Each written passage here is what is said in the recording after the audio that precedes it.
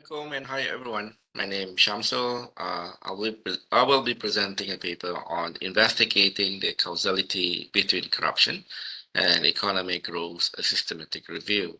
So let me share with you my slide presentation for today. Just bear with me a little bit. So,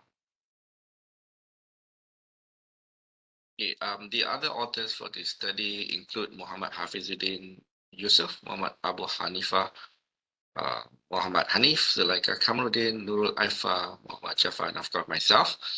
You can contact me at this email address, shams887@utmu.my, if you have any questions regarding this paper.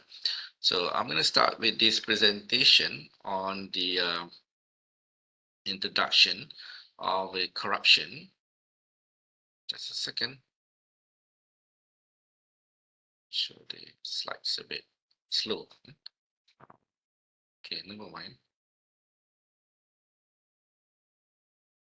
There you go. Okay, let's start off with the corruption can either disrupt progress or enhance prosperity. So because it's sort of like creating this dark cloud over a state's economic growth and stability. Corruption also impedes economic progress because as research have shown that corruption often slows economic growth. And corruption has negative impacts on government revenues and critical sectors like health and education, and corruption can impact financial stability and exacerbate inflationary measures as well. And furthermore, if you look at the interestingly, corruption can fuel economic growth under specific circumstances because some scholars argue that corruption can have positive effect on economic growth when certain conditions are met.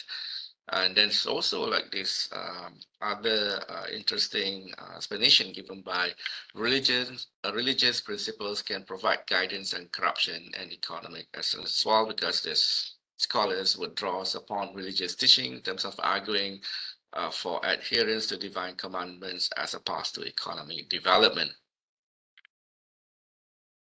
Okay, against this backdrop, so this article embarks on systematic review, seeking answers to the following pivotal questions, such as what is the intricate relationship between corruption and economic growth, as well as what are the diverse methodologies employed in this field of this study. So by unraveling these corruption's impact on economic development, so hopefully this research will be able to provide valuable insights for future studies.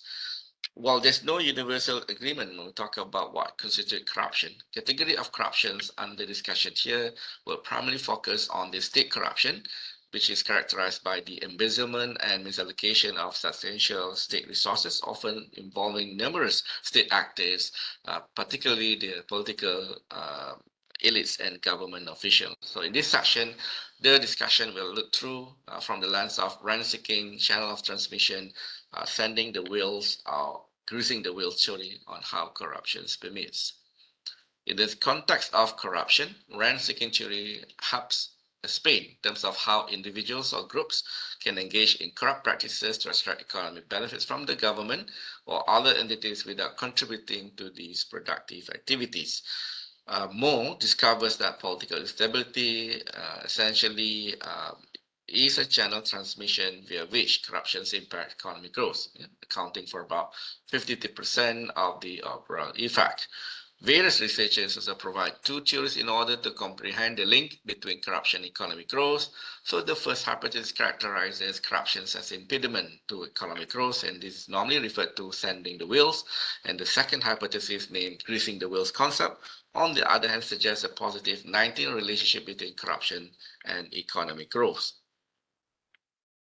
The methodology that we use for this study, we aim to establish systematic examination of existing literature regarding corruption's impact on economic growth.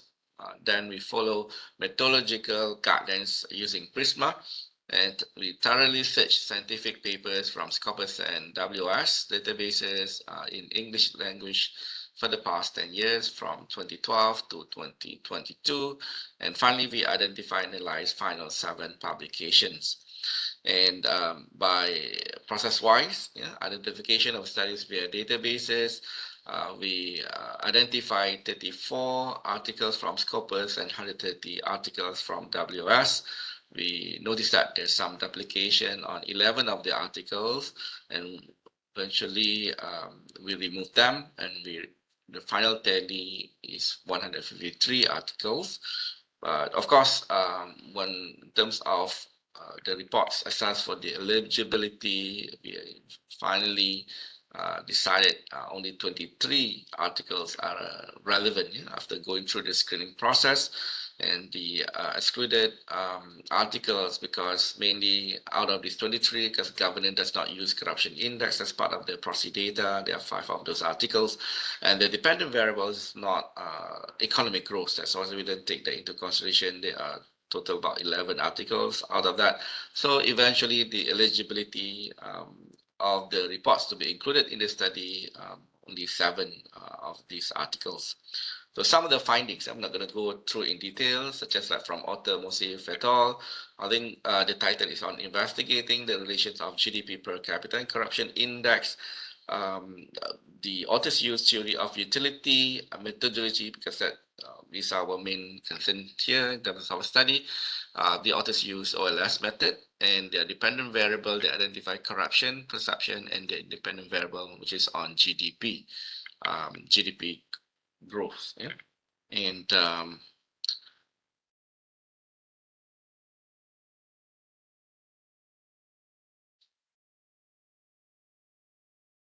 hello. Alamak,